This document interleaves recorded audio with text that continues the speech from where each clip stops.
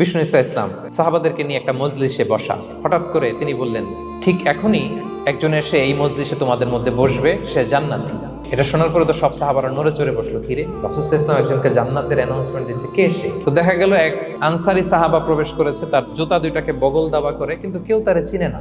তারা যে এক্সপেকটেশন করছিল যে খুব আল্লাহওয়ালা এমন কেউ আসবে, না, সাধারণ সাহাবীরা অবাক। সবচেয়ে বেশি অবাক হয়েছেন আব্দুল্লাহ ইবনে আমর ইবনে আল-আস রাদিয়াল্লাহু তাআলা আনহু। তিনি অবাক হলেন, ঘটনা কি, তার গোপন রহস্য দেখি তো, খুঁজে বের করা যায় কিনা। তিনি ওই সাহাবীর বাড়িতে গেলেন, যে তখন তিনি বললেন, তিনটা ভরা মজলিসে বিষ্ণু ঈসা ইসলাম তোমাকে জান্নাতি বলে ঘোষণা দিয়েছে। আমি দেখতে চেয়েছি যে তুমি কি আমল করো। ওই সাহাবী বলে, আমিও জানি না, তবে একটা ব্যাপার আমি মনে করি, হয়তো এটা আল্লাহর কাছে পছন্দনীয় হতে পারে। এইবার তো আব্দুল্লাহ বলে, ওই তবেটা কি হবে? যে আমি প্রতিদিন যখন রাতে বিছানায় ঘুমোতে যাই, আমি ঘুমোতে যাওয়ার আগে সবাইকে ক্ষমা করে তারপর বিছানায় যাই।